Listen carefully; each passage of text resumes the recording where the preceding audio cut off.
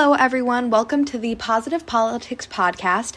I am your host, Abby Hevron, and today we will be discussing with two members of Politics Club some information on the government shutdown and how it's affecting students at DGS.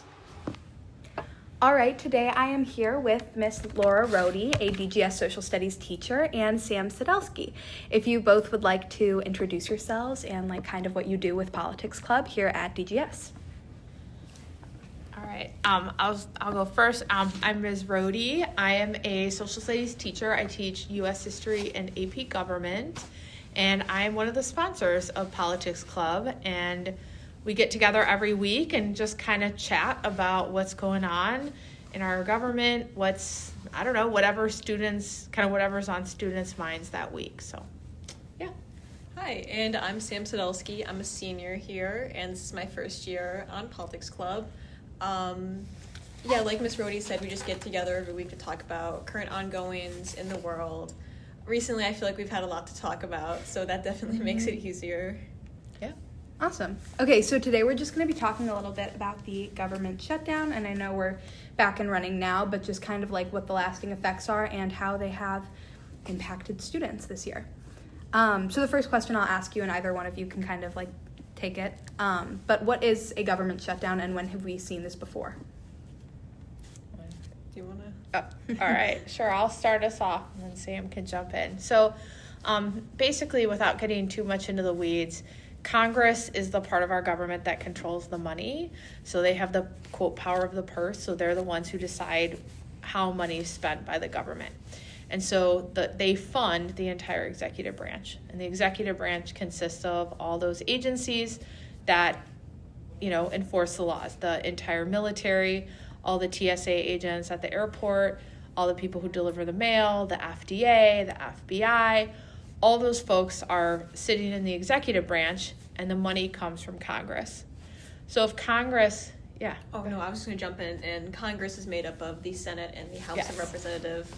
And like you said, to get a bill passed, they have to both come to an agreement. It goes through the House of Representatives to the Senate, and after both have approved of it, it gets sent to the desk of the president, who can sign it into a motion.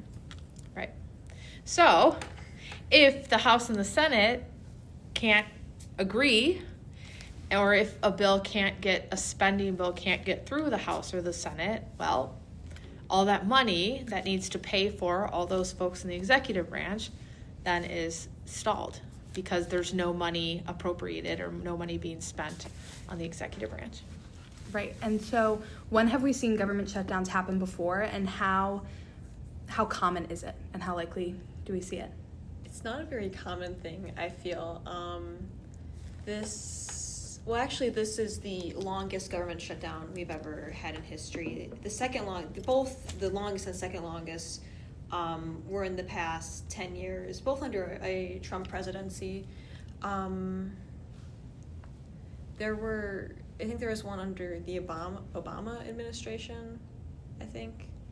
Mm-hmm. I'm pretty sure when I was looking into this before, I think there were a couple under Reagan, but this was obviously a very big one because of the length. Mm-hmm. So we kind of touched on this before, but what made this government shutdown different from past ones? I know you touched on the length, but were there any other big moments that we saw that really affected this? I'm just going to come in as a student perspective and someone who's a lot younger, but compared to in the past, I've seen Strays over here. Okay. Respectfully, of no, course. I'm just kidding.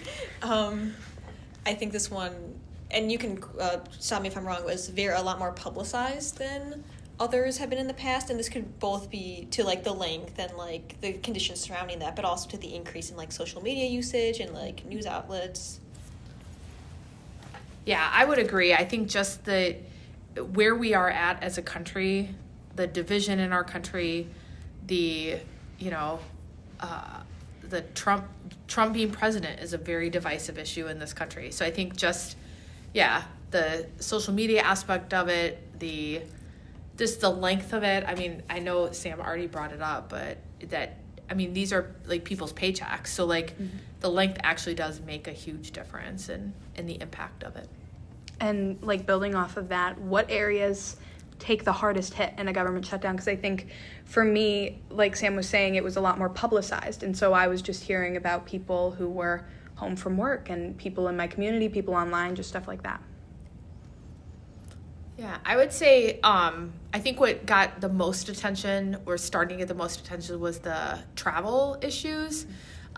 When you have, and this happened in the first Trump shutdown or the long Trump shutdown a few years ago. But air traffic controllers and TSA agents, once that starts where they're calling out sick because they're like, well, I'm not getting paid right now. And so it's like, well, I'm going to call out sick. Well, then we have fewer TSA agents. We have fewer air traffic controllers. Flights are getting canceled.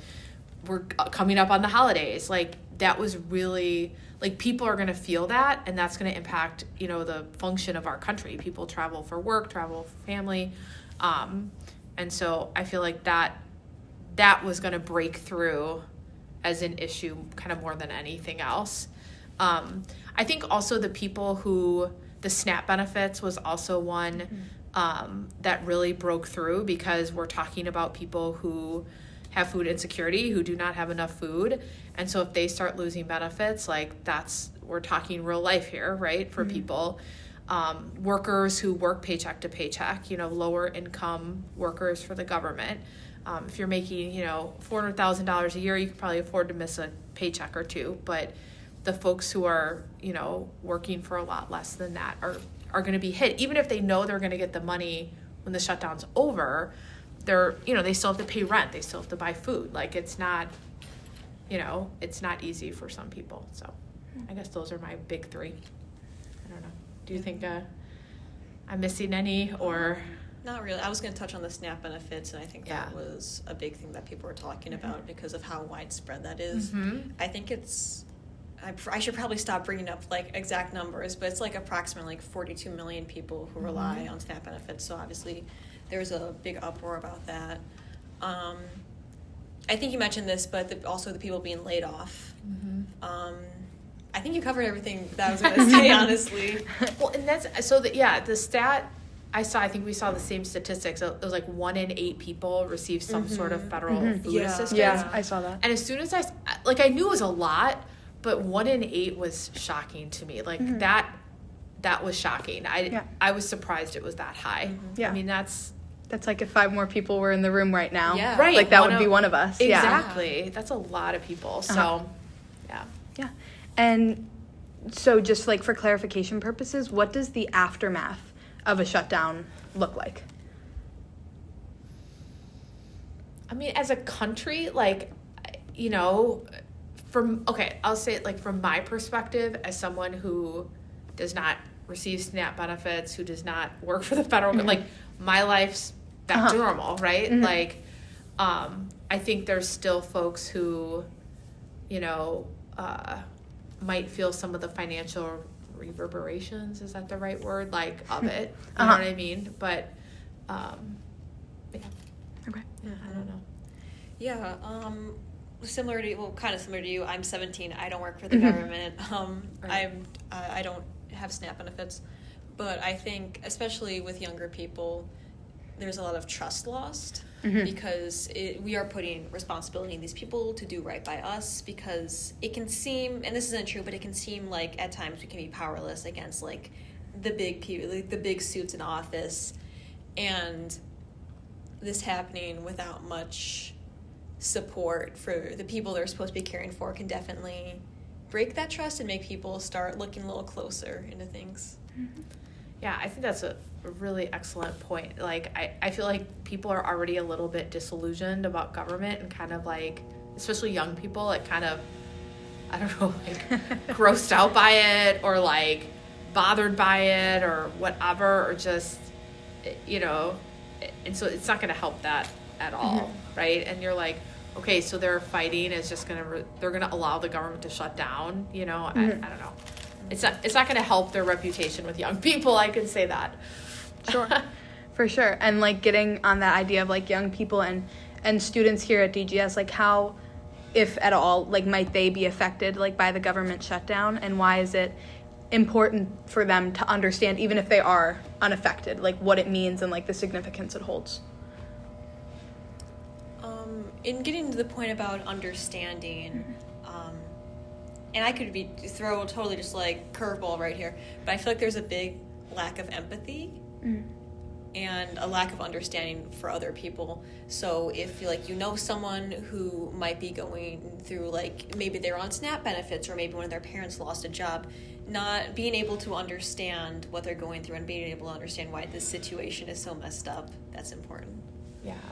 I think people forget too at DGS that, there are students here. Like, we have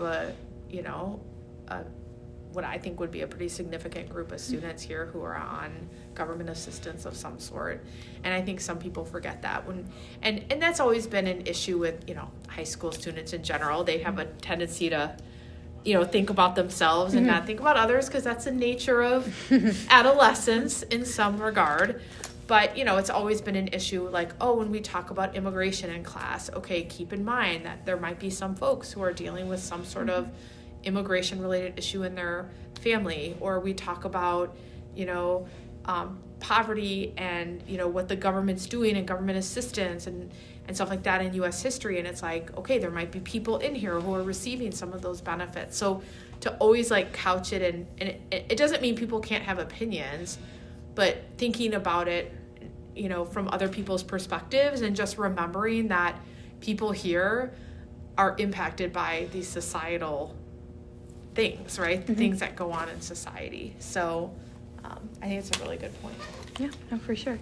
And kind of like to close this out here, how can students stay informed about the happenings of the U.S. government and politics in an unbiased and friendly, so to speak, way? I mean, at the end of the day, I think it's important for students to have a base understanding of how government works. Understanding when they say, Congress, and I forget, I need to define who Congress is. So Sam interrupted me. Not interrupted me. I'm so sorry. No, I didn't mean that. I didn't mean interrupted me. I mean, added on to that, but just have a base understanding of how government works, who's doing what. So if you're going to be mad at someone, who are you going to be mad at, right? Because if you're like, oh man, the mayor of Downers Grove, stinks, this government shutdown, it's like, look, it's not the mayor of Downers Grove that made these decisions. And so understanding, what does Congress do? What gives them the power to do that?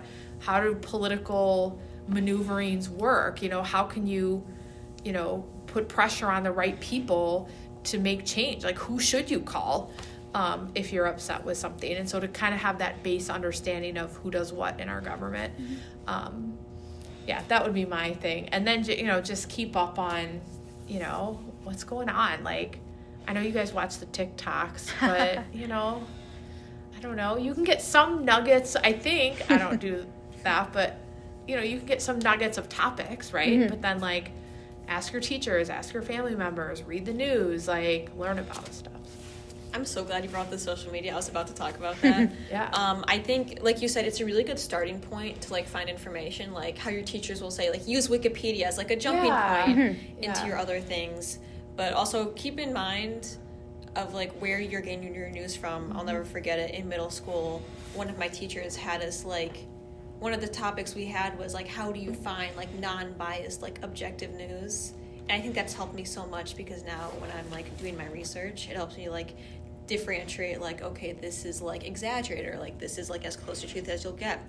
So yeah, definitely read the news, watch the news, and do read. You don't have to be a complete expert on what you're talking about, but you just have to know enough to be able to make smart, well-informed decisions and actions. Yeah, I would agree with that. And I know I use some news sources that I know, some podcasts that I know are politically leaning, but I know that listening to them, you know what I mean? And so just always keep in mind, who's saying this, what perspective are they coming from, what lens are they looking at this through? So. And this may be a hot take, but I think it's a good thing to talk about things that are going on in the world with other people, because a lot of them can be confusing. I remember originally when the government shutdown started, I was like, what the heck is going on, you guys? Because I was hearing so many different things from different people. But after talking to my teachers and my friends and doing my own research, I've gotten a good understanding about what is going on. Right. I know when one of my students was like, Miss Rhodey, are you still getting paid? And I was like, but that again goes to base, I'm like, no, I'm local government, and that kind of which is good they asked. And so, which is great. But it's like having that, you talk to people, ask questions. The community. Like, right. And so then that started a conversation, because then all these students are like, wait, what's going on? Yeah, I keep hearing about this. And then we can have that conversation. So. Awesome. Well, thank you guys so much. This has been very helpful and very informational. Yeah, thank you for having us. Thank you. Thank you so much for listening. I'm your host, Abby Hevron, and make sure to tune in for more episodes of the Positive Politics Podcast.